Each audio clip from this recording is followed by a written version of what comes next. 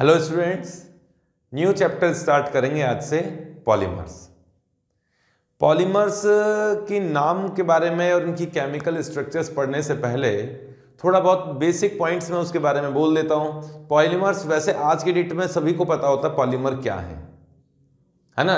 Technical definition ना पता हो लेकिन फिर भी पॉलीमर क्या है, ये पॉलीथीन यूज कर रहे हैं वो क्या है, पॉलीमर है ना। ये पेंट दीवारों पे जो यूज करते हैं वो पॉलीमर है। कपड़े जो पहनते हैं वो भी चाहे कॉटन के हो चाहे सिंथेटिक हो, पॉलीमर है। तो आज वैसे हम लोग पॉलीमर के युग में जी रहे हैं। ये प्लास्टिक युग है, प्लास्टिक मतलब मैं पॉलीमर की बात करूं, पॉलीमर का ये युग में हम लोग जी रहे हैं। आज की डेट में अगर पॉलीमर्स को हमारी लाइफ से निकाल दिया जाए तो लाइफ असंभव तो नहीं है बट डिफिकल्ट जरूर होगी, बहुत बड़ी डिफिकल्ट होगी हम लोगों की लाइफ, क्योंकि पॉलीमर हम लोग चारों तरफ से पॉलीमर से घिरे हुए हैं। चाहे मेटल्स को छोड़ दो आप, अगर मेटल्स की बात करूं, हम लोगों के लाइफ में मेटल भी एक बहुत बड़ा इंपॉर्टेंस रखता है। मेटल्स के बाद में, या मेटल से बाद में भी क्यों कहूं, पहले ही कहूंगा, पॉलीमर तो काफी ज्यादा इंपॉर्टेंट फॉर्म में हम लोग यूज कर रहे हैं। पॉलीमर वर्ड की अगर बात करें तो पॉलीमर वर्ड ग्रीक वर्ड से आया है पॉलीमर। पॉली मीन्स होता है मैनी, मर मीन्स यूनिट या पार्ट, मैनी पार्ट। मतलब पॉलीमर के मतलब ये देखो, अब मैं टेक्निकल डेफिनेशन पे आता हूं।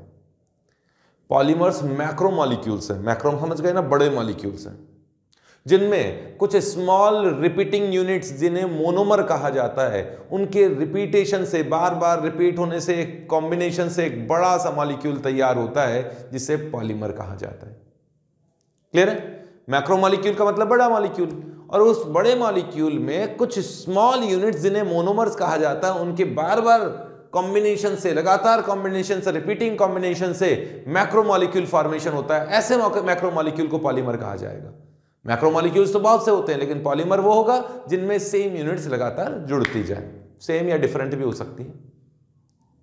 नेचर में बहुत तरह के पॉलीमर मिलते हैं, हम लोगों ने भी बहुत तरह के पॉलीमर का सिंथेसिस किया है।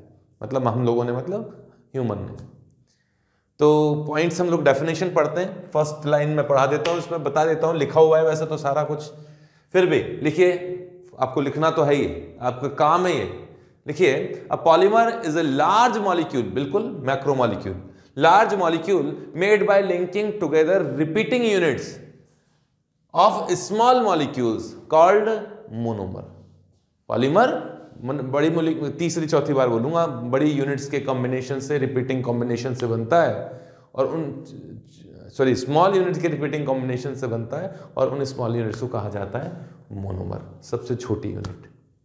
जैसे एक दीवार बनती है तो उसमें ब्रिक्स, बिल्डिंग में ब्रिक्स जो होती हैं वो छोटी छोटी ब्रिक्स बन के एक बड़ा सा मॉलिक्यूल तैयार हो जाता है, बिल्डिंग तैयार हो जाती है। वैसे ही पॉलीमर की बात है।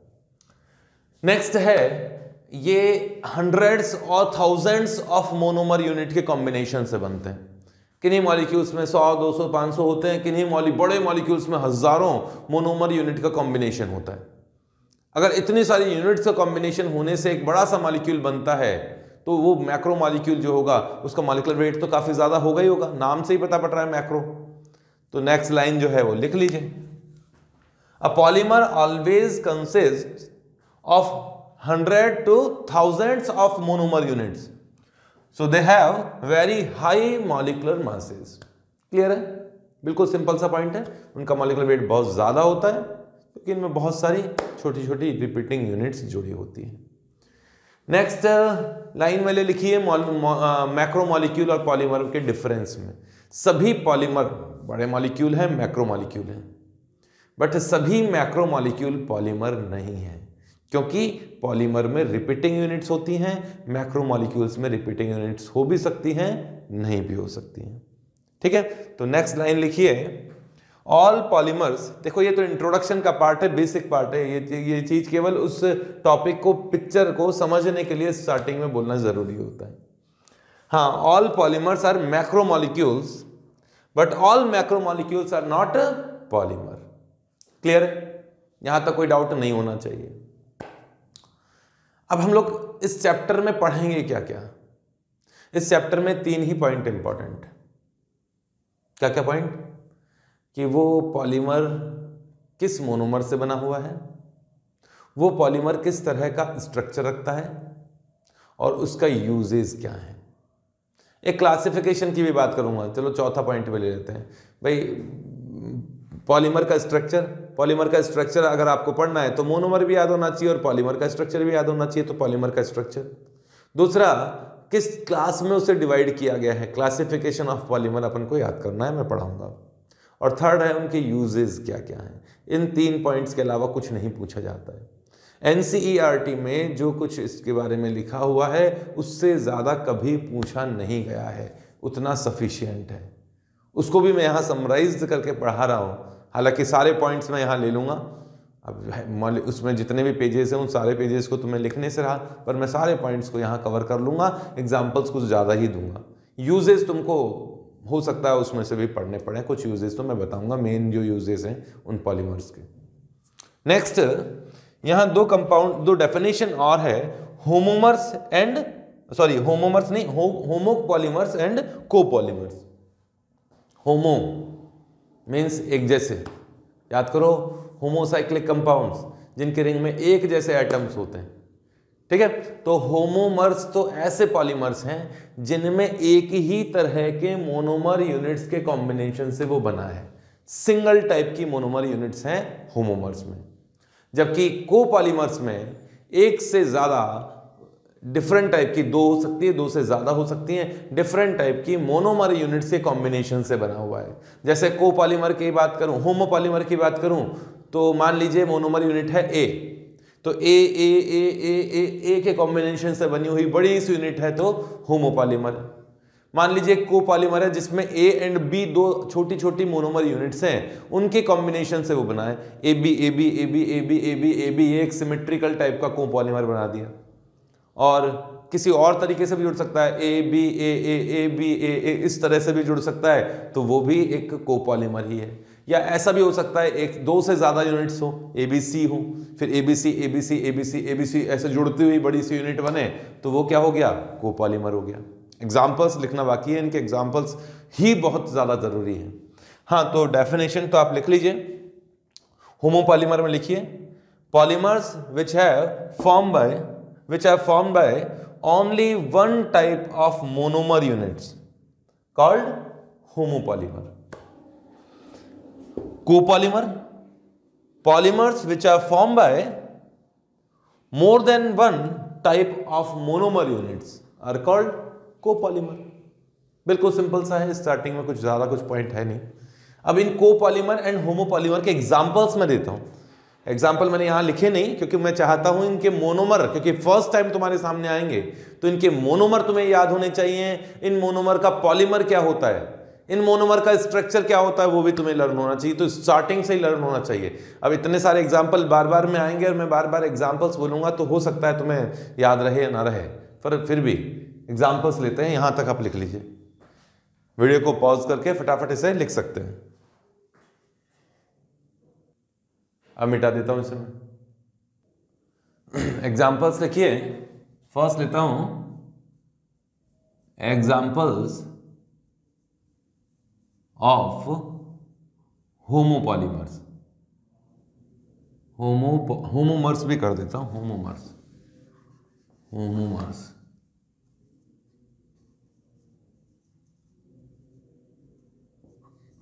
इनके मोनोमर और पॉलीमर दोनों लिखूंगा। इस साइड तो लिखूंगा मैं मोनोमर, और यहां मैं लिख देता हूं इनके पॉलीमर। देखते हैं कितने एरिया में आ जाएंगे। आ जाए तो बहुत अच्छा है।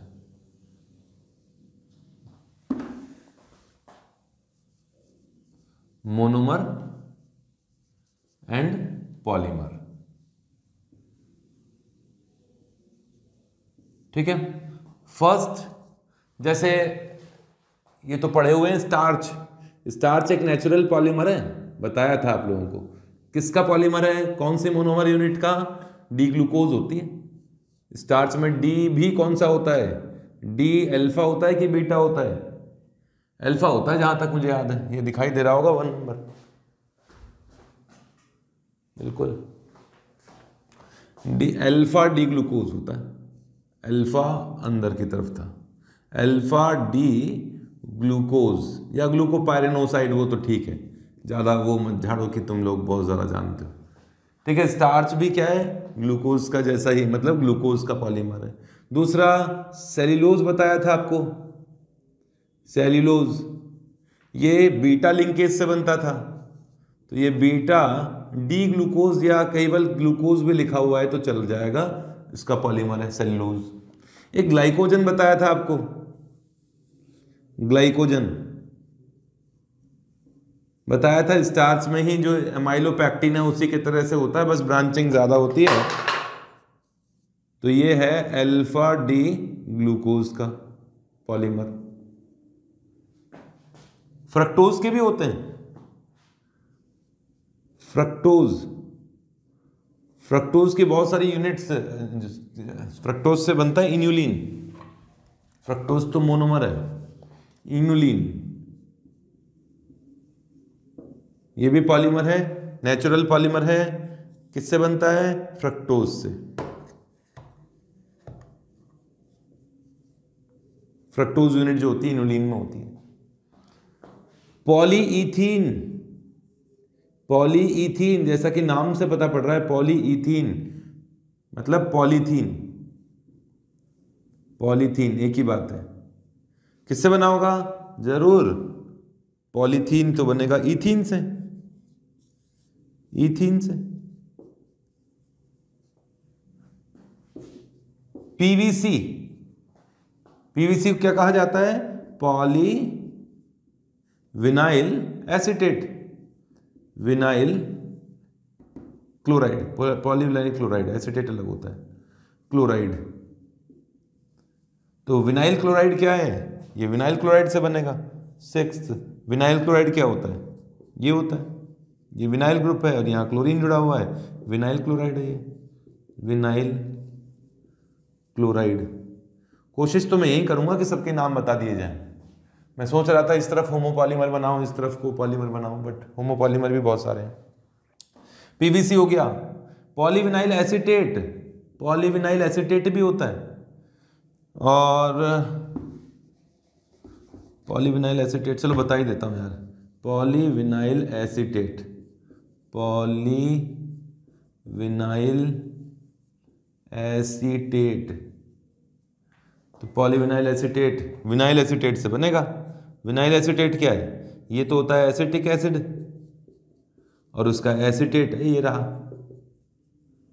पॉलीविनाइल एसीटेट, इससे ये है विनाइल एसीटेट। ऑक्सीजन से बॉन्डेड ग्रुप को पहले लिख देते हैं तो विनाइल ग्रुप जुड़ा हुआ है, और एसीटेट तो है ही है, तो विनाइल एसीटेट इसका नाम है। इनके कॉम्बिनेशन से बनती है बड़ी सी यूनिट। इनकी स्ट्रक्चर नहीं बताई अभी मैंने, स्ट्रक्चर तो पढ़ेंगे अभी।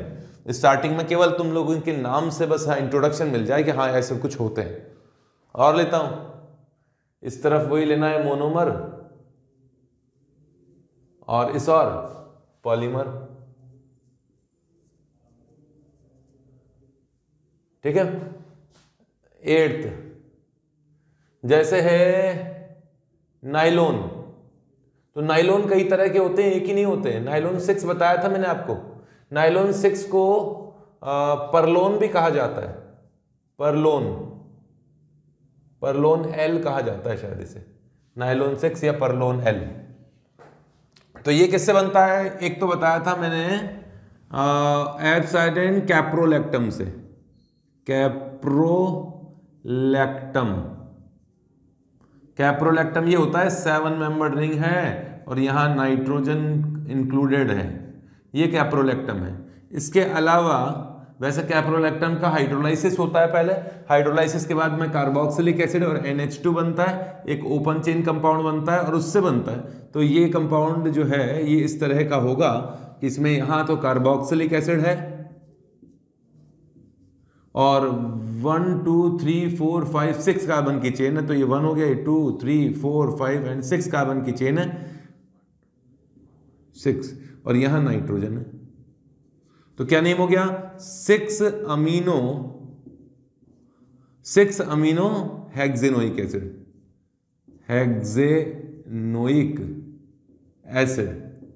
इन दोनों से, इनमें से दोनों ही ये मोनोमर हैं, इनसे बनता है नाइलॉन 6। नाइलॉन 5 भी होता है वैसे, टोटल कार्बन 5 हो, नाइलॉन 5 भी होता है। 9th नंबर आएगा नाइलॉन 5 का। मुझे पॉलीमर पहले लिखने चाहिए थे। नाइलॉन 5 ये किससे बना? ये बनता है वैलेरोलैक्टम से।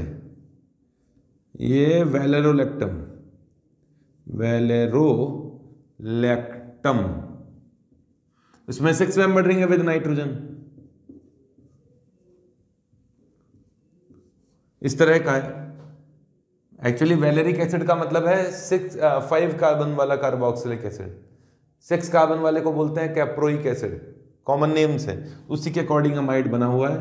Alpha beta gamma delta, delta valerolactam इसे कहा जाता है, या इसका हाइड्रोलाइज्ड फॉर्म भी हो सकता है। नेक्स्ट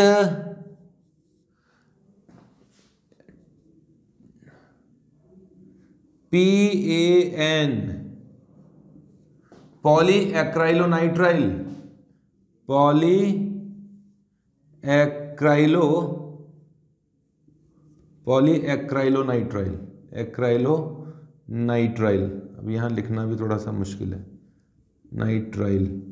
एक तो नाम पैन है इसका, दूसरा पॉली एक्राइलोनाइट्राइल है। इसे ऑरलोन भी कहते हैं, ऑरलोन।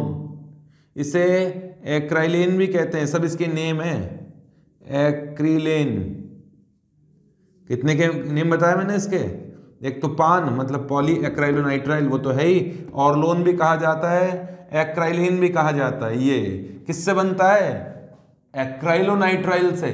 एक्राइलो का क्या क्या किसे कहा जाता है? एक्राइलो याद करो, एक्राइलिक एसिड बताया था एक। यहां COOH है तो इसे एक्राइलिक एसिड कहा जाता है, ये एक्राइलिक एसिड है। और यहां अगर नाइट्राइल है, साइनाइड है, तो इसे एक्राइलोनाइट्राइल कहा जाता है। ये क्या है? Acrylonitrile, acrylonitrile. इनके कॉम्बिनेशन से, ये मोनोमर है, इनके कॉम्बिनेशन से इस तरह का पॉलीमर बनता है। इसकी स्ट्रक्चर आगे बताऊंगा, अभी नहीं बताऊंगा, कुछ कुछ परिचय दे रहा हूं जिससे कि आप लोगों को नेम लर्न हो जाए। तो पान इस तरह से बनता है, परलोन, नाइलॉन 6 को परलोन कहते हैं, ये कॉमन नेम से लर्न करने हैं। नाइलॉन भी हालांकि तुम्हारे लिए कॉमन नेम ही है, परलोन भी कहा जाता है इसे। 10th styrene, polystyrene, polystyrene, styrene, इसका कॉमन नेम है स्टाइरोन। स्टाइरोन इसे कहा जाता है। और ये किससे बनता है? ये स्टाइरीन से बनता है। स्टाइरीन कौन है? स्टाइरीन ये है कि एल्कीन है और यहाँ इथीन पर PH लगा है, बेंजीन लगा हुआ है, इसका कॉमन नेम है स्टाइरीन। और जब इनका पॉलीमराइजेशन होता है, polymerisation means process of formation of polymer, इनको जब पॉलीमर में कन्वर्ट किया जाता है तो उस प्रोसेस को पॉलीमराइजेशन कहा जाता है। तो स्टाइरीन का जब पॉलीमराइजेशन होगा तो पॉलीस्टाइरीन बनता है, जिसकी स्ट्रक्चर बताना है। मैं 2-2 बार बताऊंगा ना, जब तुम्हारे भेजे में बैठ जाएगा। लिखो यहां तक, तो और भी लूंगा। ये तो होमोपॉलीमर है, और भी है कुछ एग्जाम्पल। यहीं से शुरुआत होगी, स्ट्रक्चर्स यहीं से लर्न हो पाएगी। लिखिए यहां तक, कंप्लीट करो इसे। मिटाऊंगा मैं इसे। देखो ये स्ट्रक्चर्स जो हैं, स्ट्रक्चर इनकी बतानी बाकी है। हाँ, स्टार सेलुलोज की तो बताई हुई है, तो ये आप लोगों को याद है। इनोलिन नहीं भी याद है तो चल जाएगा, वैसे तो कभी पूछा तो या नहीं। लेकिन और जितने भी स्ट्रक्चर्स के नेम मैं यहाँ बोलने वाला हूँ, वो सभी स्ट्रक्चर इंपॉर्टेंट हैं, NCERT में लिखे हुए हैं, हमें लर्न भी करने हैं। ठीक है? इथीन से पॉलीइथीन। और अब तुम कई बार स्टूडेंट बोलते हैं कि सर साथ के साथ ही बताते जाओ ना यार, हम लोगों का काम हल्का हो जाएगा। मैं यही तो नहीं करना चाहता।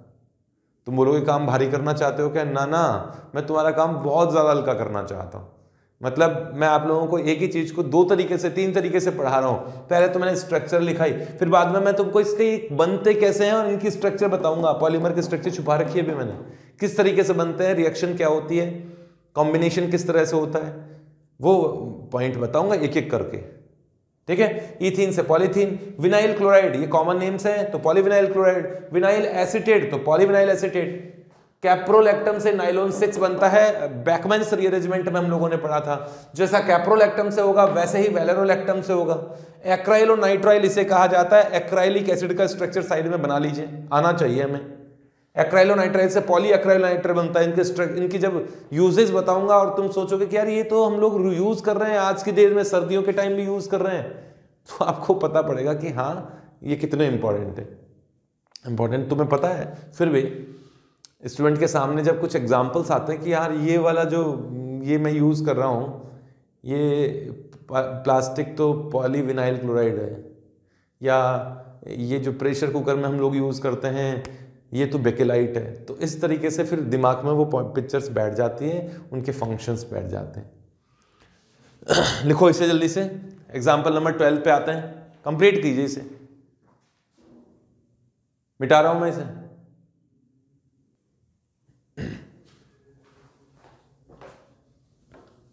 Example number 12। हालांकि अब सारे एग्जाम्पल्स भी नहीं लेने, पर फिर भी इंट्रोडक्शन देना जरूरी है।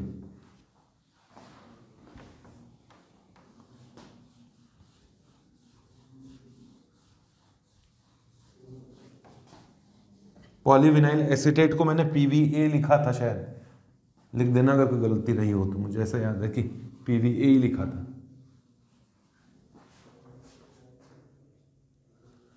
हाँ 12th, यहां मोनोमर और यहां पॉलीमर तो लिखना ही है।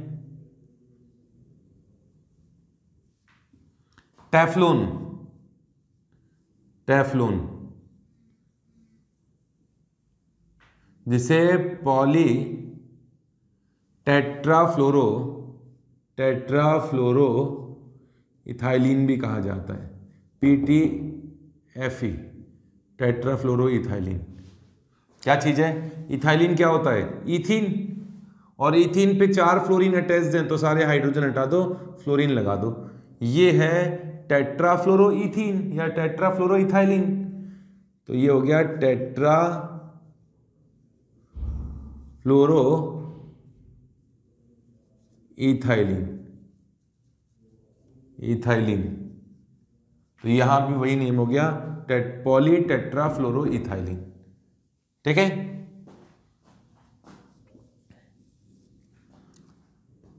एक है PMMA, polymethyl meth acrylate. Polymethyl meth acrylate. Acrylate कब बोलेंगे? एक्राइलिक एसिड को।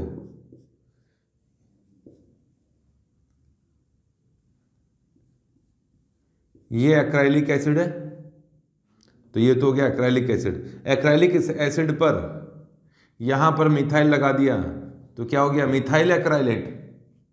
और इस केस में यहां से H हटाकर यहां मिथाइल रख दिया जाए तो इसे कहा जाता है methyl meth acrylate, meth acrylate, acrylate. तो इसे कहा गया पॉलीमिथाइल मेथ एक्राइलेट। और भी कुछ इसके नेम है, थोड़ा सा बताऊंगा मैं अभी। तो इस तरह के कुछ एग्जाम्पल्स मैंने लिए हैं होमोपॉलीमर के। अब कोपॉलीमर के एग्जाम्पल्स लेते हैं। लिखो यहां पर, इस दोनों को लिख लो फिर मिटाऊंगा मैं। कोपॉलीमर लेते हैं, मिटा देता हूं।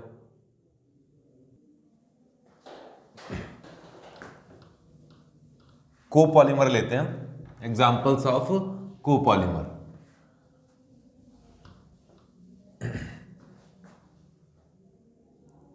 Examples of copolymer. जैसा आपको बता ही दिया कि कोपॉलीमर में तो एक से ज्यादा मोनोमर यूनिट होंगी, तो मोनोमर्स में यहां लिख दूंगा और उसके पॉलीमर की बात करते हैं। फर्स्ट है नाइलोन 66, नाइलोन 66, 66 नहीं है, 66 है एक्चुअली। नाइलोन 6 में हेक्सामिथाइलिन डाइअमीन, ये CH2 CH2 CH2 CH2 है 6, और NH2 है यहां और यहां NH2 है। इसकी रिएक्शन इससे, और एडिपिक एसिड में भी टोटल नंबर ऑफ कार्बन्स अगर आप काउंट करें तो 6 कार्बन होते हैं, हो गए 6 कार्बन, 4 तो ये रहे, 5 एंड 6, इसे कहा जाता है एडिपिक एसिड। तो एडिपिक एसिड एंड हेक्सामिथाइलिन, इस CH2 ग्रुप को क्या कहा जाता है, मिथाइलिन, और ऐसे बहुत सारे मिथाइलिन हुए तो ट्राइमिथाइलिन, टेट्रामिथाइलिन, इस तरीके से। तो हेक्सामिथाइलिन, मिथाइलिन डाइअमीन, इनके कॉम्बिनेशन से नाइलॉन 6,6 का फॉर्मेशन होता है। ऐसा ही नाइलॉन 6,10 भी होता है, 6 नाइलॉन 5, नाइलॉन 2, नाइलॉन 6, 5 भी होता है। ऐसे आएंगे, अभी मैं बताऊंगा स्ट्रक्चर, अभी तो थोड़ा सा परिचय ही है।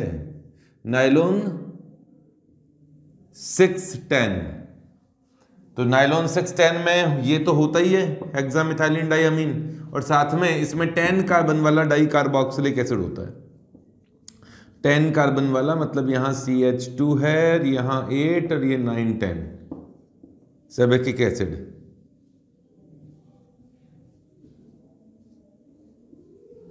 ये हो गया नाइलॉन 6,10। और टेरिलीन जिसे डैक्रोन भी कहा जाता है, डैक्रोन, टेरिलीन होता है टरथैलिक एसिड या टेरिथैलिक एसिड। ये क्या है, COOH और यहां है COOH, terephthalic acid.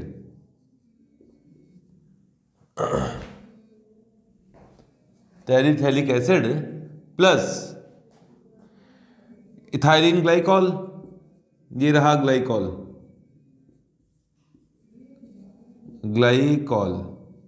Ethylene glycol, तो इससे बनता है टेरिलीन। ऐसे ही ग्लिप्टैल भी होता है, ग्लिप्टैल में यहां टेरिथैलिक एसिड की जगह थैलिक एसिड होता है, थैलिक एसिड।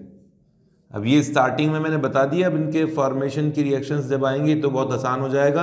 हाँ, मेरा टाइम जरूर ज़्यादा लगेगा।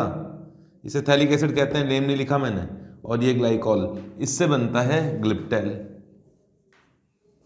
और लेता हूं मैं, कुछ एडिशन पॉलीमर भी हैं। अभी ये बताना नहीं है मुझे एडिशन पॉलीमर क्या होता है, लेकिन पॉलीमर्स का आइडिया मैंने तुम्हें दिया है स्टार्टिंग में कि किस तरह के मोनोमर से किस तरह का पॉलीमर फॉर्मेशन होता है। लिखो इसे, हट जाता हूं मैं तो। इनके नेम लर्न होने चाहिए, और क्या कर रहे हैं हम लोग इतनी देर से, नेम लर्न होने चाहिए सारे।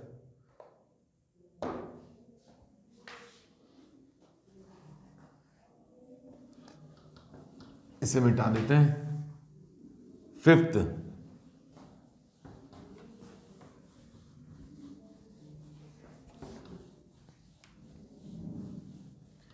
फिफ्थ पॉलीमर है ब्यूना एस,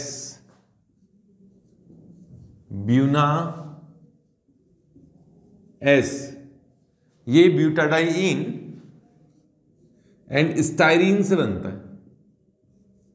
ब्यूटाडाइइन और स्टाइरीन के एडिशन से बनता है ब्यूना एस।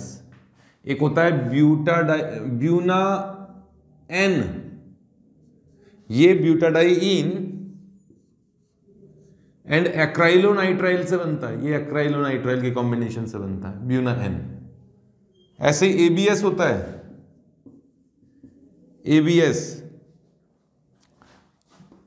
एबीएस बनता है, ए से है एक्राइलोनाइट्राइल, बी से है ब्यूटाडाइइन और एस से है स्टाइरीन, इनके कॉम्बिनेशन से बनता है एबीएस।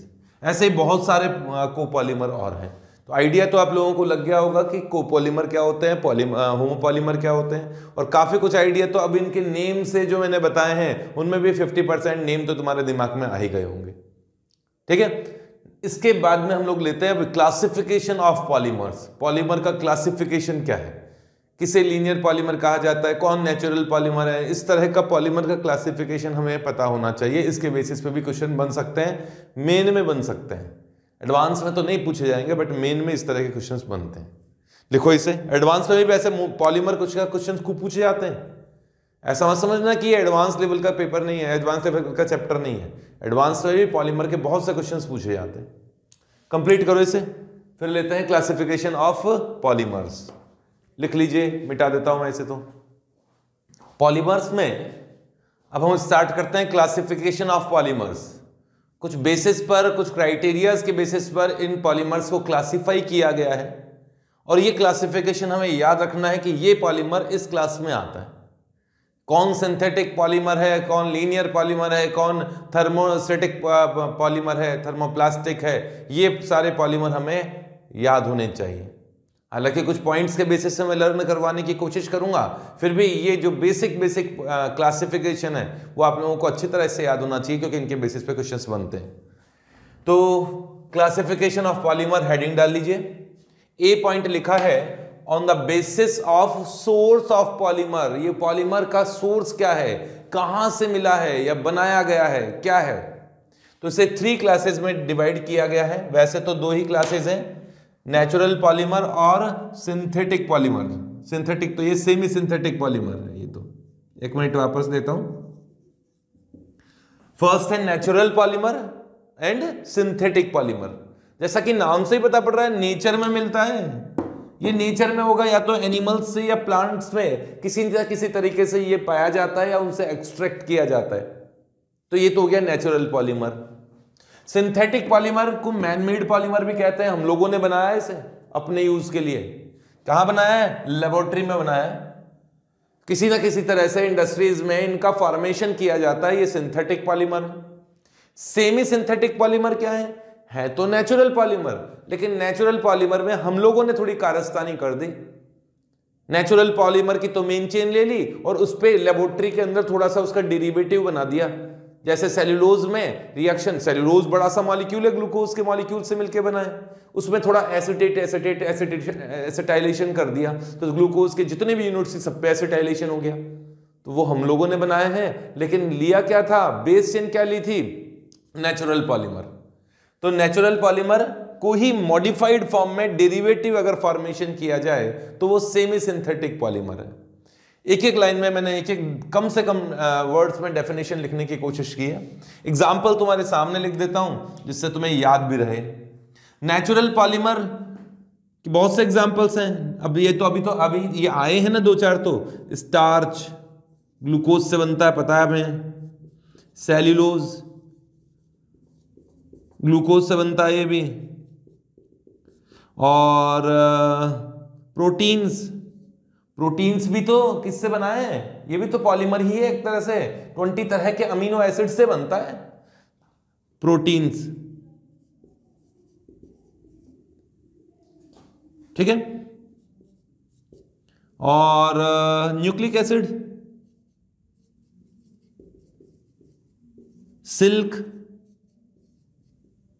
सिल्क अमीनो एसिड ही होता है। वैसे तो अमीनो एसिड के कॉम्बिनेशन से ही बनता है। नेचुरल रबर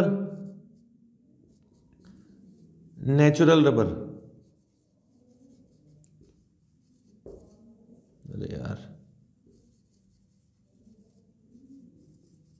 ये सभी नेचुरल पॉलीमर है। इसके अलावा भी हो सकते हैं, ग्लाइकोजन भी आता है उसमें। सिंथेटिक पॉलीमर, ये तो अभी मैंने इतने सारे नेम बताए, तो नेम याद होने चाहिए ना। पॉलीथीन मैंने ही तो बनाया है, मतलब हमने ही तो बनाया है, भगवान ने तो बना के नहीं दिया था। ये कचरा, जो पॉलीथीन का कचरा, जो सबसे बड़ी अभी समस्या बनी हुई है हम लोगों की, इतनी बड़ी प्रॉब्लम है पॉलीथीन, ये आप भी समझते हो, है ना। नगर निगम जितने भी हैं इस कंट्री के, सभी इससे परेशान हैं।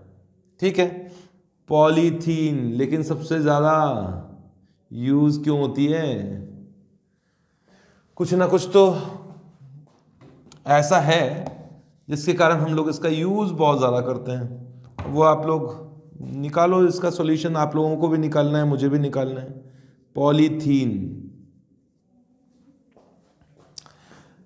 पीवीसी, पॉलीविनाइल क्लोराइड, आप लोगों के पास में भी रखा होगा, हो सकता है पीवीसी का कोई ना कोई ऐसा प्लास्टिक। ये पीवीसी का प्लास्टिक है इस समय, जिस समय आप पढ़ रहे हो वैसा उस समय भी हो सकता है। ये भी शायद पीवीसी का होगा, नहीं और किसी का ही। तो थर्ड, बहुत सारे हैं। अरे नाइलोन, जितने भी नाइलोन्स हैं, हाँ, ये नेचुरल रबर है, तो सिंथेटिक रबर भी होता है, नियोप्रीन, ये नियोप्रीन, और टेरिलीन, अभी बताए थे PAN,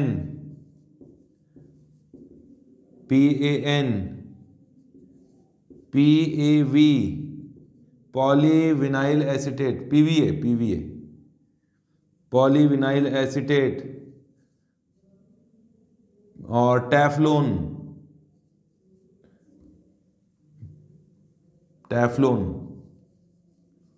और भी बहुत सारे हैं। ये हम लोगों ने बनाया अपनी सुविधा के लिए। यही सबसे ज़्यादा बड़ा कचरा है। नेचुरल पॉलीमर कचरा थोड़ी ना है, ये तो डिकम्पोज हो जाते हैं, इनका डिकम्पोजिशन बड़ा मुश्किल होता है। खैर, हम लोगों ने कोशिश की है ऐसे पॉलीमर का फॉर्मेशन करने की भी जिनका डिकम्पोजिशन भी हो जाए, उनके बारे में भी बात करेंगे। सेमी सिंथेटिक पॉलीमर, यह है सेल्यूलोज एसीटेट की बात करूं, है ना, सेल्यूलोज एसीटेट, सेल्यूलोज की चेन में एसिटाइलेशन करते हैं तो जितने भी जगह OH थे वहां OAC, एसिटाइल ग्रुप जुड़ जाते हैं, रेयोन जिसे कहते हैं, रेयोन। सेल्यूलोज नाइट्रेट, और भी बहुत से हैं। तो ये है polymerisation on the basis of classification of polymer on the basis of source of polymer, जो कि बहुत सिंपल है। इसके बाद में सेकंड लिखते हैं, जल्दी से यहां तक लिख लूं, मैं लिख के तैयार रखता हूं तुम लोगों के लिए, फटाफट लिखो यहां तक जल्दी से, अब मिटा देता हूं। नेक्स्ट है second, classification on the basis of structure of polymer. Polymer का स्ट्रक्चर कैसा है, इसे 3 क्लासेस में डिवाइड किया गया है, 3 पार्ट्स में डिवाइड किया गया है इसके बेसिस पर।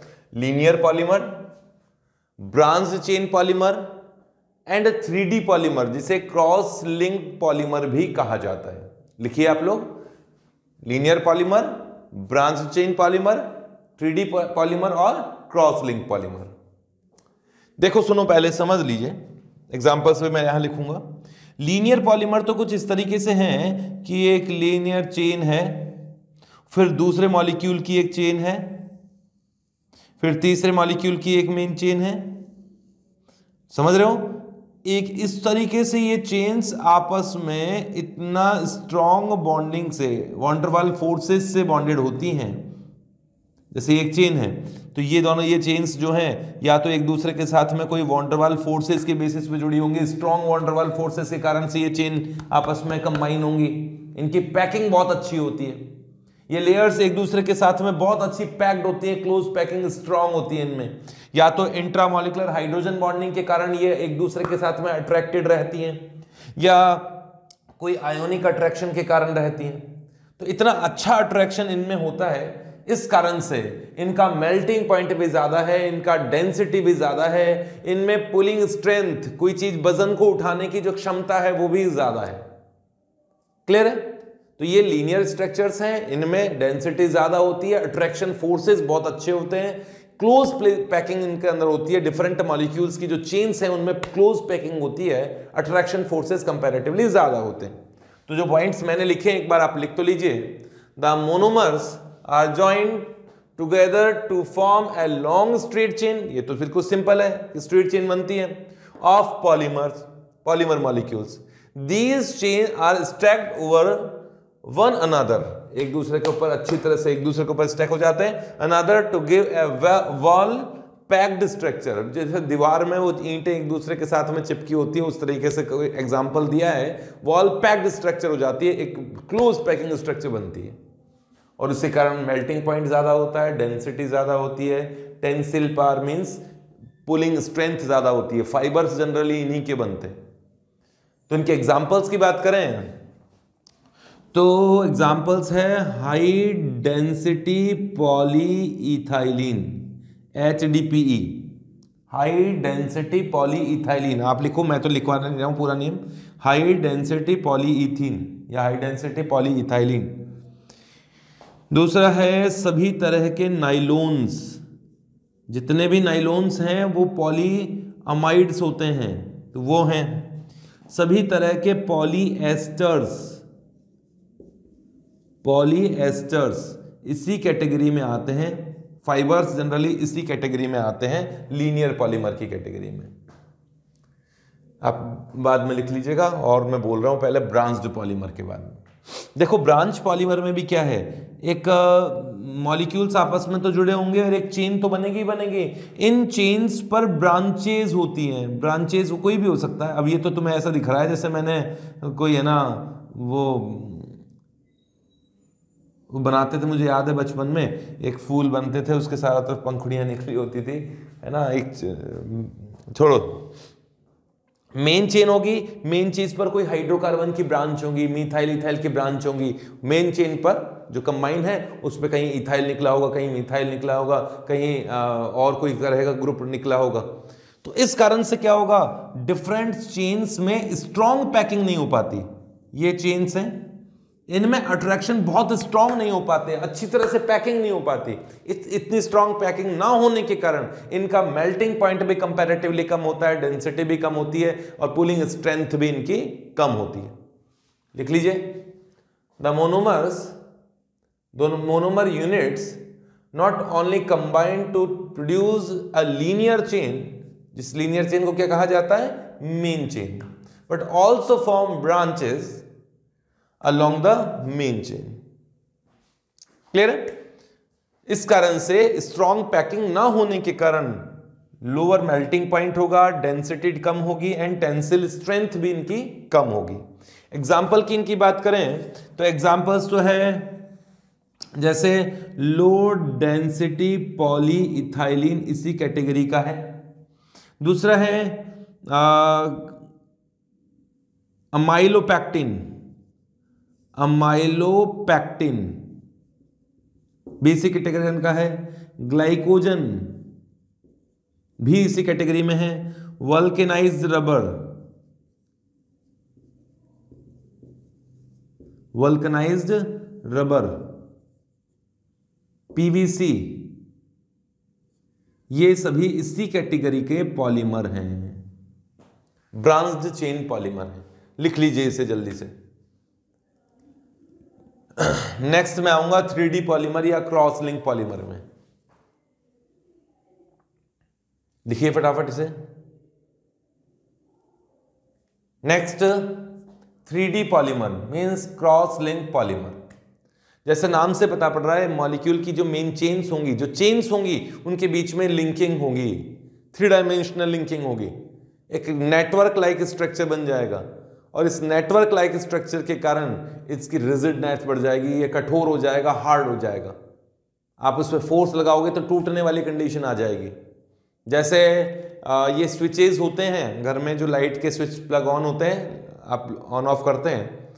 इस स्विच को मतलब अगर खुला हुआ है तो स्विच को अगर हम लोग जोर से उस पर फोर्स मारे टूट जाएगा, वो ब्रिटल नेचर का होता है। तो ये क्रॉस लिंक पॉलीमर है, हार्ड होते हैं।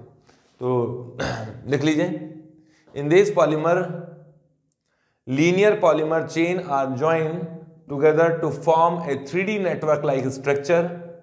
सो these are hard, rigid and brittle nature, and these polymers are generally condensation polymer। Generally condensation reaction से जो पॉलीमर बनते हैं, हार्ड एंड फास्ट रूल नहीं है, लेकिन जितने भी क्रॉस लिंक पॉलीमर हैं वो सारे के सारे कंडेंसेशन पॉलीमराइजेशन से ही बनते हैं। लेकिन सारे के सारे कंडेंसेशन पॉलीमराइजेशन वाले जो है वो क्रॉस लिंक पॉलीमर नहीं है, सभी cross link polymer condensation polymer है।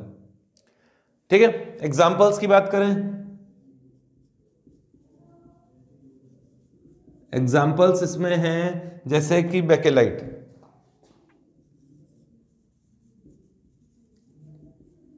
बेकेलाइट, बेकेलाइट क्या होता है, आइडिया दूं आप लोगों को। ये जो मैंने अभी एग्जाम्पल दिया था ना कि स्विच है ना, बोर्ड, ये जो इलेक्ट्रिसिटी के स्विच ऑन ऑफ करने वाले, ये बेकेलाइट के ही होते हैं।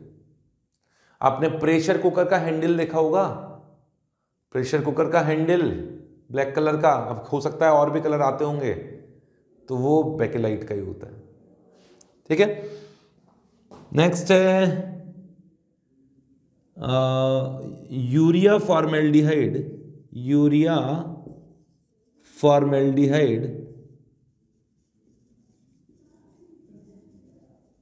पॉलीमर। यूरिया फॉर्मेल्डिहाइड पॉलीमर होते हैं, यूरिथेन जिससे बनता है। यूरिथेन तो क्या होता है, पॉलीयूरिथेन होता है पॉलीमर, ये इसी कैटेगरी का है। और मेलामाइन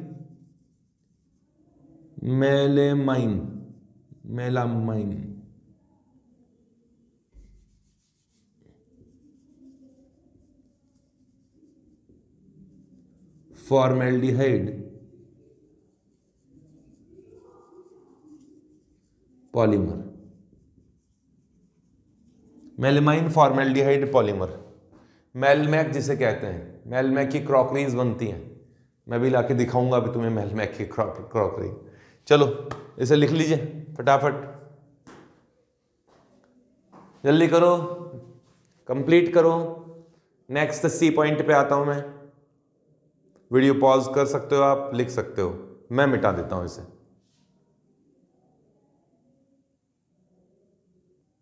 यार इसका स्ट्रक्चर नहीं बनाया है ना, स्ट्रक्चर बनाने की कोशिश करता हूं कि ये चेन्स थी, ये चेन्स थी, इसके बीच में ये जुड़ा हुआ है, कहीं से जुड़ा हुआ है, फिर कहीं दूसरी चेन के साथ जुड़ा हुआ है।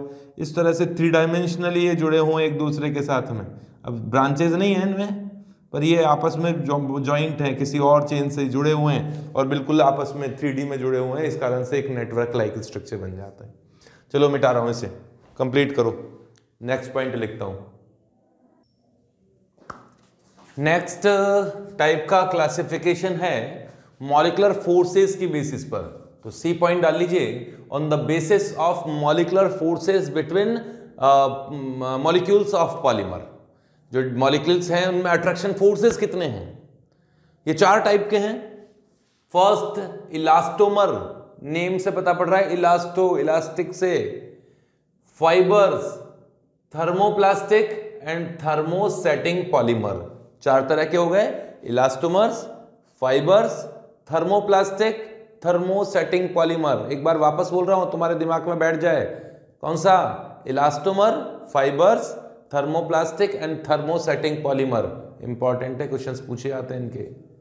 फर्स्ट, वीकेस्ट अट्रैक्शन फोर्सेज होते हैं इलास्टोमर्स में। फर्स्ट बात करते हैं इलास्टोमर्स की। इस पेज पर इलास्टोमर और फाइबर्स की बात करते हैं। इलास्टोमर्स में वीकेस्ट अट्रैक्शन फोर्सेज होते हैं, स्ट्रॉन्ग फोर्सेज नहीं होते हैं। जैसा कि नाम से पता पड़ रहा है, इलास्टोमर में इलास्टिसिटी का कैरेक्टर होगा। इलास्टिसिटी जानते हो ना, रबर, उसे खींचा आपने, बढ़ गया, 10 टाइम्स तक बढ़ जाता है। इस ओरिजिनल जो स्ट्रेंथ है, इस ओरिजिनल लेंथ है, उससे बढ़ाते बढ़ाते 10 टाइम तक ये बढ़ जाते हैं। ऐसे ऐसे रबर भी आते हैं। तो जितने भी इलास्टिसिटी का कैरेक्टर जहां है, वो सारे के सारे इलास्टोमर्स हैं। जो रबर है वो भी इलास्टिसिटी का कैरेक्टर है। तो रबर तो सबसे सिंपल, सबसे ज्यादा अगर इलास्टिसिटी को समझाया जाएगा तो रबर से तो समझाया जाएगा। तो इलास्टिसिटी का मतलब मुझे समझाना है क्या? उसे खींचते हैं, लंबा हो जाता है, और छोड़ते हैं, वापस वहीं पहुंच जाता है, यही मतलब है। क्लियर है ना? जितने भी ब्यूटाडाइईन या ब्यूटाडाइईन के डेरिवेटिव्स हैं वो सभी इलास्टोमर्स हैं। इलास्टोमर्स में ऐसा क्या होता है कि वो आपको खींच दिया और वापस उसी फॉर्म में आ गया? एक्चुअली इनमें जो चेन्स हैं वो थोड़ी सी रैंडमली कॉइल टाइप की स्ट्रक्चर्स है। मतलब एक बड़ी सी चेन है, उसे खींचोगे, थोड़ी टेढ़ी मेढ़ी है, खींचोगे तो सीधी हो जाएगी, समझ गए? ऐसे चेन्स हैं, फिर और चेन्स हैं, उनके बीच में कुछ, बहुत ज्यादा नहीं, थोड़े बहुत क्रॉस लिंक्स हैं। इन चेन्स के जो कॉइल टाइप की स्ट्रक्चर हैं, रैंडमली बिखरी हुई है स्ट्रक्चर में, और उन चेन्स के बीच में कुछ कुछ जगह एक क्रॉस लिंक टाइप का है, वो जुड़े हुई हैं कुछ जगह से। बहुत ज्यादा अगर आपस में जुड़ी होती है तो रिजिड हो जाती हैं, 3D पॉलीमर बन जाती हैं, लेकिन कुछ जगह इसमें क्रॉस लिंक है। इस कारण जब आप उसे खींचते हो तो वो कॉइल जो होती है, वो कॉइल लाइक स्ट्रक्चर होती है, सीधी हो जाती है, लेकिन क्रॉस लिंक के कारण टूटने नहीं देती। अगर क्रॉस लिंक नहीं होते तो यूं खींचा और टूट गया, ये खींचा और ये अलग अलग हो गया, ऐसा हो जाता। लेकिन क्रॉस लिंक के कारण वे टूटते नहीं है, थोड़े स्ट्रांग रहते हैं। लेकिन जब आप उसे छोड़ोगे तो उन्हीं फॉर्म में जैसे वो थी स्टार्टिंग में, उसी शेप में वापस आ जाती है। तो ये जो लिखा हुआ है, मैं स्ट्रक्चर बना के दिखाता हूं, कोशिश करता हूं, लिख तो लो अब। These have weakest force of attraction among polymer chains, या पॉलीमर चेन्स कर सकते हो, पॉलीमर मॉलिक्यूल्स कर सकते हो, पहली बात। दूसरी बात, इनमें अट्रैक्शन फोर्सेस इनमें डिग्री ऑफ इलास्टिसिटी बहुत ज़्यादा होती है, इलास्टिसिटी का कैरेक्टर बहुत ज़्यादा होता है। इलास्टिसिटी क्या होती है वो आप लिख देना बोर्ड में अगर कुछ ना है तो, ठीक है। फिर क्या लिखा हुआ है, these polymers consist a randomly coil molecule chains of irregular shape having a few cross links, थोड़े बहुत क्रॉस लिंक है। तो एग्जांपल्स में पहले लिख देता हूं, फिर मैं स्ट्रक्चर बनाने की कोशिश करता हूं। देखो ये मान लीजिए ऐसी कोई चेन है, ऐसी रैंडमली बिखरी हुई है, ये कोई दूसरी चेन है, ऐसे ऐसे है ना, कॉइल टाइप की स्ट्रक्चर है। फिर कोई तीसरी चेन है, ऐसे हैं ये, इसमें कहीं कहीं ये एक दूसरे के साथ लिंक है, ये इस लिंक है, कहीं इसके साथ लिंक जुड़ा हुआ है, आपस में कुछ जगह लिंक है। जब आप उसे खींचोगे, स्ट्रेस करोगे, तो ये जो मोड़ी हुई चेन्स है ना, ये बिल्कुल सीधी हो जाएंगी, है ना। ये दो चेन बनाई है मैंने पास पास में, ये एक चेन हो जाएगी ऐसे सीधी सी, इनमें बॉन्ड बना हुआ है, ये क्रॉस लिंक है, ये चेन में ऐसे बिल्कुल सीधी हो जाएगी। जब उसे आप छोड़ोगे तो वापस रिलैक्स फॉर्म में, उसी फॉर्म में चली जाएगी। क्लियर है। तो ये जो बीच के जो मैंने बनाए, ये क्या है, क्रॉस लिंक। आगे आपको मैं पढ़ाऊंगा वल्कनाइज्ड रबर में भी ऐसा होता है। रबर में हम लोग वल्कनाइजेशन करते हैं, एक्चुअली रबर में ये क्रॉस लिंक नहीं होते चेन्स के बीच में, इसलिए उसमें इलास्टिसिटी बहुत कम होती है। जो नेचर में जो रबर मिलता है उसमें इलास्टिसिटी बहुत ज्यादा नहीं होती, ये क्रॉस लिंक बहुत नेग्लिजिबल होते हैं। तो हम उसे थोड़ा सा उसमें क्रॉस लिंक बढ़ा देते हैं, इस प्रोसेस को वल्कनाइजेशन कहते हैं, बता दूंगा वो मैं। एग्जांपल्स की बात कर रहा था कि जितने भी ऑल पॉलीमर्स ऑफ ब्यूटाडाइइन या ब्यूटाडाइन के जो पॉलीमर हैं, polymers of butadiene and derivatives of butadiene, derivatives of butadiene इसी कैटेगरी में आते हैं। जैसे कौन कौन होते हैं, तो इसमें पॉलीब्यूटाडाइइन तो होता ही है, पॉलीब्यूटाडाइइन होता है, ब्यूना एस इस कैटेगरी में आता है, ब्यूना एस, ब्यूना एन, और भी होते हैं, वे सभी इसी कैटेगरी के पॉलीमर हैं। क्लियर है। नेक्स्ट बढ़ते हैं फाइबर्स पे। फाइबर्स में स्ट्रॉन्गेस्ट अट्रैक्शन फोर्सेस है। फाइबर्स की चेन्स में जो मॉलिक्यूल्स है, नाम से पता पड़ रहा होगा, फाइबर रस्सियां बनेंगी उससे, हैवी जो वजन उठा सकते हैं। नायलॉन की रस्सी देखी कभी, नायलॉन जो इतनी बारीक सियों से तोड़ दोगे तो टूटेंगे नहीं, आप ऐसा कर देते तो उंगलियों में, हाथों में बिल्कुल अंदर तक दर्द करने लगती, लेकिन टूटती नहीं है। हाँ, मेरे जैसा हो तो तोड़ सकता है, तुम नहीं तोड़ सकते। तो नायलॉन की कहने का मतलब ये फाइबर्स हैं, स्ट्रेंथ इनमें बहुत अच्छी होती है, बहुत अट्रैक्शन फोर्सेस बहुत स्ट्रांग होते हैं। मॉलिक्यूल्स में दो तरह के अट्रैक्शन फोर्सेस मिलते हैं फाइबर मॉलिक्यूल्स में। कैसे कि अलग अलग चेन्स के बीच में या तो हाइड्रोजन बॉन्डिंग है, ये एक चेन है, दूसरी चेन है, इनमें कोई ऐसा ग्रुप है जो एक दूसरे के साथ में हाइड्रोजन बॉन्डिंग से जुड़ा हुआ है, या ये इस चेन में भी कोई पोलर वाली पोलर फॉर्म है, कोई पोलर फंक्शनल ग्रुप है, और इस चेन में भी पोलर फंक्शनल ग्रुप है, और उन पोलर फंक्शनल ग्रुप के बीच में अच्छा खासा डाइपोल अट्रैक्शन है, डाइपोल अट्रैक्शन है। ठीक है, तो लिख लीजिए, इनमें स्ट्रेंथ जो स्ट्रॉन्गेस्ट अट्रैक्शन फोर्सेस होते हैं तो मैंने बता ही दिया। तो फर्स्ट लिख लीजिए, strongest attraction of force between molecules, polymer molecules, पहली बात। दूसरा लिखा हुआ है, these forces are due to either hydrogen bonding, और हाइड्रोजन बॉन्डिंग होती है नाइलॉन्स में, जितने भी नाइलॉन्स होते हैं वो पॉलीअमाइड होते हैं। पढ़ाऊंगा मैं, नाइलॉन 6 में पढ़ा चुका हूं आप लोगों को। जितने भी नाइलॉन्स है वो पॉलीअमाइड होते हैं, और अमाइड में नाइट्रोजन पर हाइड्रोजन है, और अमाइड में C डबल बॉन्ड O भी है, इसलिए वो हाइड्रोजन बॉन्डिंग से अट्रैक्टेड होते हैं। या फिर होंगे डाइपोल अट्रैक्शन से, जैसे पॉलीएस्टर में होता है और ऑर्लोन में होता है, पॉलीएक्राइलोनाइट्राइल में। थोड़ा सा समझाने की कोशिश करता हूं। पॉलीअमाइड का स्ट्रक्चर समझना आप, ये नाइलॉन 6 का स्ट्रक्चर एग्जांपल लेता हूं मैं।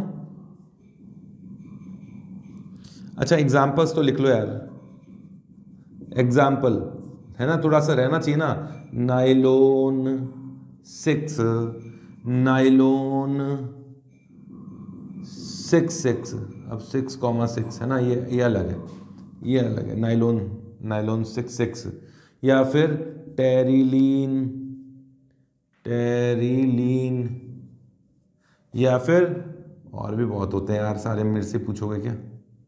ऑर्लोन तो इसको ही कहा जाता है ना, ऑर्लोन पॉलीएक्राइलोनाइट्राइल को कहते हैं ऑर्लोन, इनमें होता है।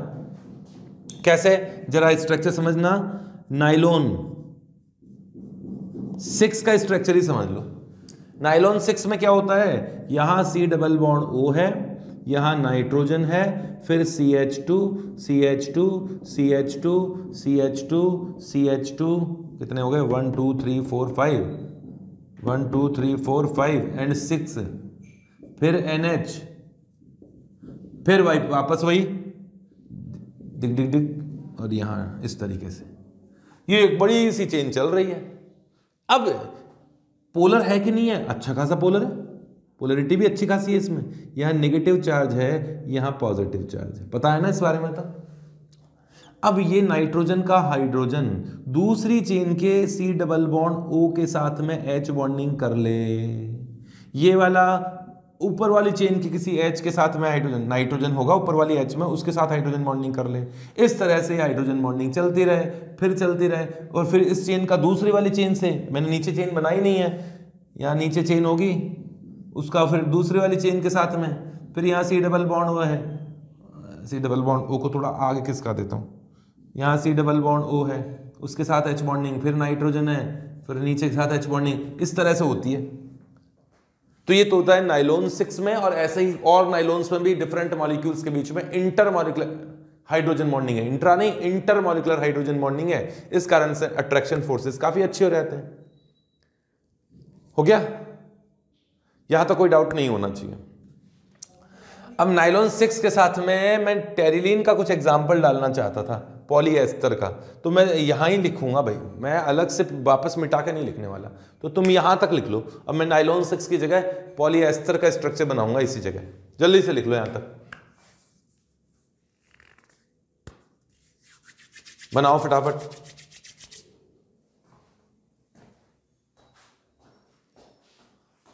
कंप्लीट करो, नाइलॉन 6 तक पहुंचो। अब मैं मिटा रहा हूं इसे, अब मैं नहीं रुकने वाला।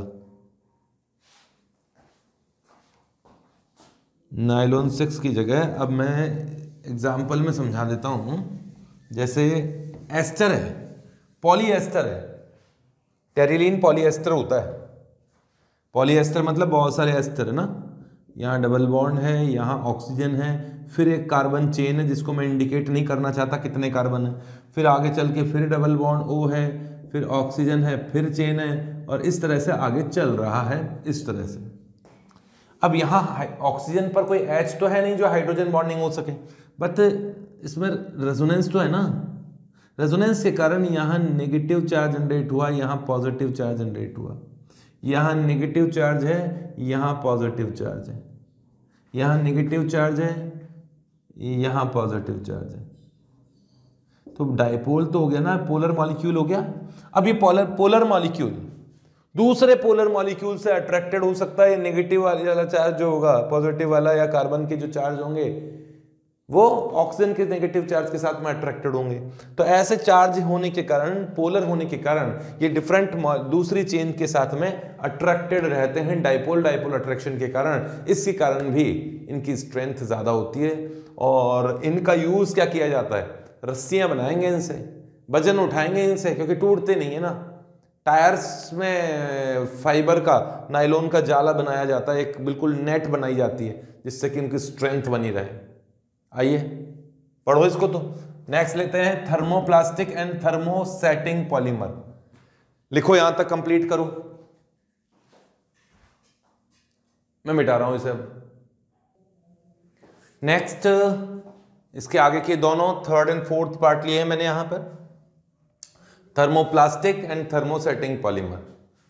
थर्मोप्लास्टिक पहले समझा देता हूं, ऐसी प्लास्टिक जिसे आप हीट करो, उससे मेल्ट कर दो एक तरह से, तो रूम टेम्परेचर पर तो वे हार्ड होती हैं, लेकिन हीट करने पर, उसका टेम्परेचर इंक्रीज करने पर वो सॉफ्ट हो जाती हैं या विस्कस टाइप की हो जाती हैं, मेल्ट भी हो जाती हैं। मेल्ट हो जाने का मतलब है थोड़ा विस्कस हो जाती है, और उसे आप किसी भी शेप में बना सकते हो उससे, चाहे फिर मेल्ट करके, जैसे प्लास्टिक होती है, प्लास्टिक को भी हीट किया जाए, प्लास्टिक मतलब पॉलीथीन, मैं गलत बोल गया, प्लास्टिक तो सारे पॉलीमर ही प्लास्टिक है, या प्लस सभी प्लास्टिक पॉलीमर ही है, तो पॉलीइथीन है, पॉलीइथीन को आप मेल्ट कर दो, कटोरी में डाल दो और उसमें खूब सारा पॉलीइथीन डाल देना और उसे मेल्ट करना, तो तुम्हें पता पड़ेगा कि हाँ मेल्ट तो क्या होगी, वो विस्कस हो जाएगी। हो सकता है उसके कारण घर पे तुम्हारी डांट पड़े या हाथ गर्म करने का मौका मिल जाए किसी को, लेकिन तुम्हें ये समझ में आएगा ना कि उसे किसी भी और शेप में ढाल सकते हैं। ये तो आप सबको पता है, बचपन में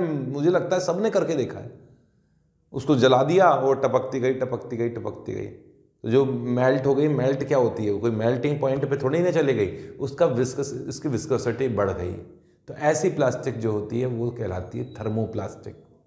इनके बीच में, इनके जो मॉलिक्यूल्स हैं उनके बीच में अट्रैक्शन फोर्सेस बहुत ज़्यादा भी नहीं होते तो बहुत कम भी नहीं होते। फाइबर जितने स्ट्रॉन्ग अट्रैक्शन फोर्सेस भी नहीं होते हैं, तो इलास्टोमर जितने वीक अट्रैक्शन फोर्सेस भी नहीं होते, बीच में होते हैं। थोड़े बहुत जो होते हैं वो क्रॉस लिंक वगैरह हो जाते हैं। इनको मेल्ट करने से इनके बीच के जो केमिकल कंपोजिशन है वो चेंज नहीं होता है। मेल्ट किया मतलब, मेल्ट मतलब उसके हीट करने से वो थोड़ा सा मेल्ट हो गया, सॉफ्ट हो गया, फिर वापस ठंडा किया, वापस हार्ड हो गया। कितनी बार आप करो वो उसी फॉर्म में, मतलब वापस ये होते रहते हैं, क्योंकि इनके केमिकल कंपोजिशन चेंज नहीं होता है। एग्जाम्पल्स में लिखता हूं, पहले ये पढ़ लीजिए, मतलब आप लिख लीजिए, आपको तो लिखना है। तो पहला पॉइंट तो ये है कि attraction forces elastomer and fibres के बीच के होते हैं, बहुत स्ट्रांग भी नहीं होते, बहुत कम भी नहीं होते। नेक्स्ट लिखा है these are linear polymer, generally linear polymer होते हैं, which are hard at room temperature, मैंने बोल तो दिया, but they are become soft और विस्कस ऑन हीटिंग। अगर आप उसे हीट करते हैं तो उसकी सॉफ्टनिंग बढ़ जाती है, सॉफ्ट हो जाते हैं, ठीक है। Without changing in chemical composition, ये भी बता दिया, हीट करने से उनके केमिकल कंपोजिशन में कोई चेंज नहीं आता, इनमें आएगा भी थर्मोसेटिंग पॉलीमर में। और ये लिखा हुआ है कि उसे हीट करके किसी भी शेप में मोल्ड किया जा सकता है, उससे खिलौने बना लो, उससे बाल्टी बना लो, उससे टब बना लो, उससे कोई मोबाइल का कवर बना लो, उससे टीवी का कैबिनेट बना लो, कोई भी बना लो। समझ रहे हैं, टीवी का कैबिनेट तो गलत बोल गया, वो बैकलाइट में यूज़ किया जाता है, लेकिन और भी कई तरह के केसेस यूज़ किए जाते हैं, मोबाइल के केस वगैरह बना सकते हैं। तो इस तरह की प्लास्टिक का यूज़ ज़्यादा होता है, इस तरह की प्लास्टिक का यूज़ ज़्यादा होता है, ठीक है। एग्जाम्पल्स हैं, तो एग्जाम्पल तो भरे पड़े हैं इसके, पॉलीइथीन,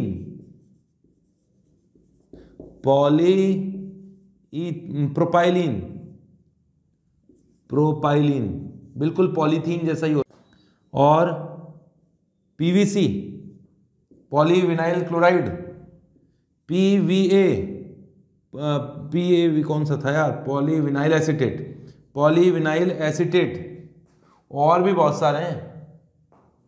रबर भी उसी कैटेगरी का है काफ़ी कुछ, लेकिन उसमें लिंकेज है। और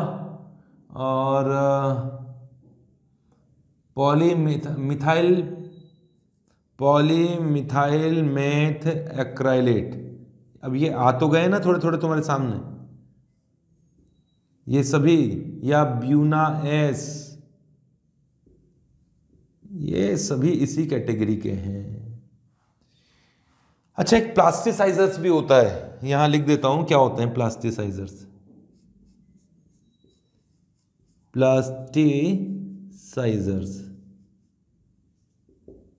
बता देता हूं, प्लास्टिसाइजर्स होते हैं सॉफ्टनिंग एजेंट,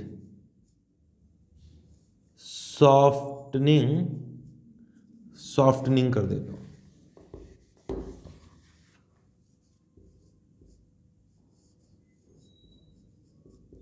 सॉफ्टनिंग एजेंट क्या काम करते हैं, हार्ड प्लास्टिक को सॉफ्ट बनाते हैं। ये जितने, ये थैलिक एसिड है ना, ये थैलिक एसिड है, यहां कार्बोक्सिलिक एसिड, यहां कार्बोक्सिलिक एसिड, इस कार्बोक्सिलिक एसिड पर कोई R ग्रुप लगा दो, जनरली ब्यूटाइल, ऑक्टाइल इनका यूज किया जाता है, ब्यूटाइल का यूज़ करते हैं, C4H9 कर देता हूँ।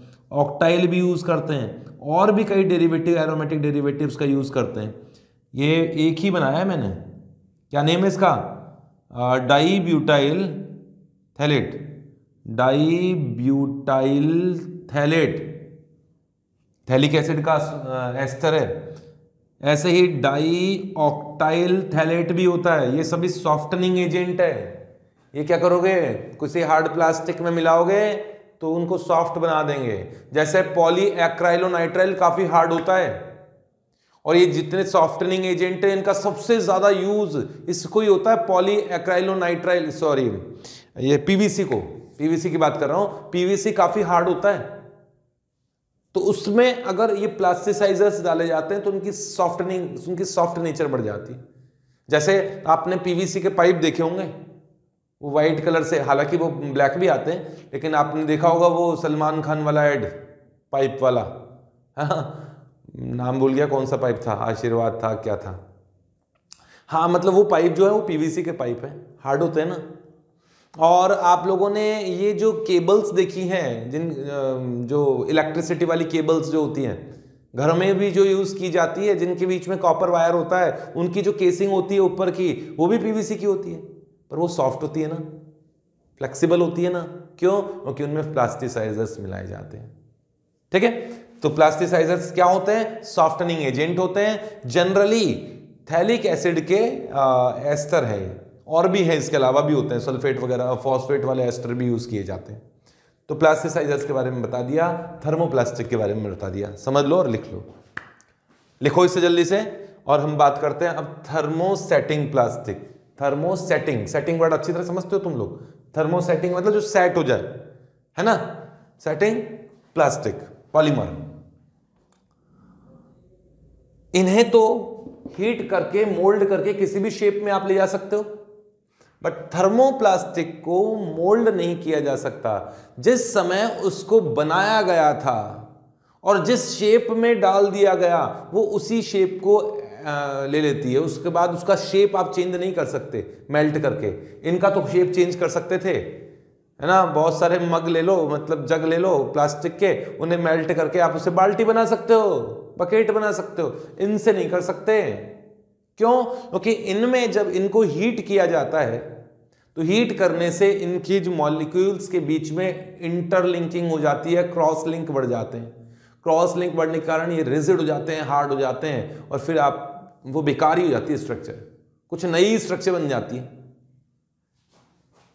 लिख लो क्या लिखा हुआ है, such type of polymers which can not be moulded at are called thermosetting plastic, जिनको मोल्ड नहीं किया जा सकता, है ना।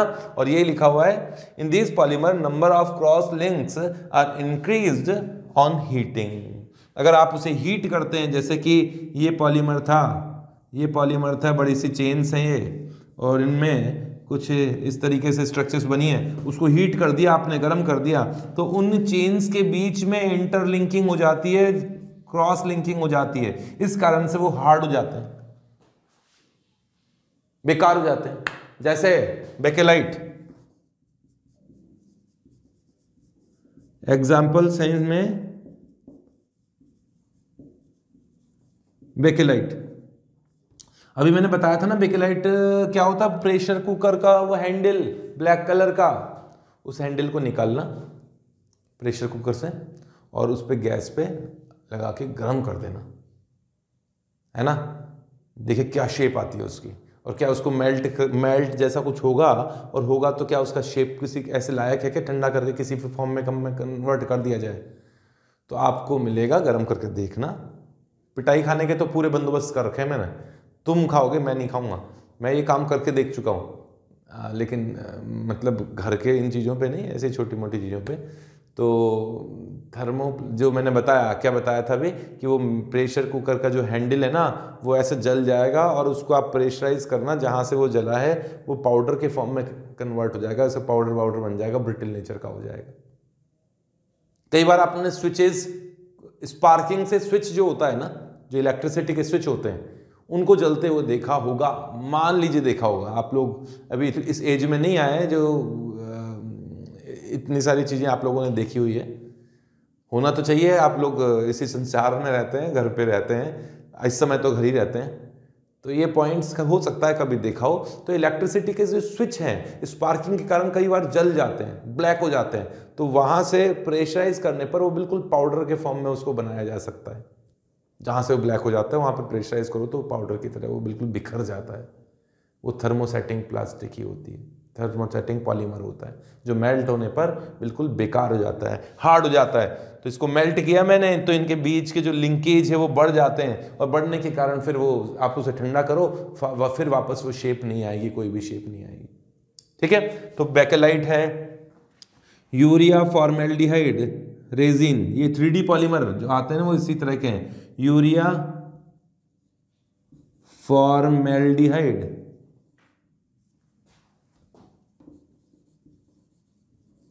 पॉलीमर या रेजिन भी बोल देते हैं,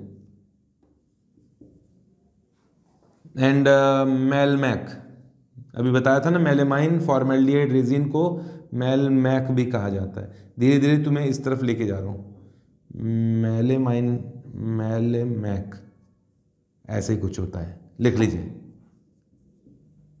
यार नेम क्या होता है, मेलमैक, अभी देख के लिखवा दूंगा।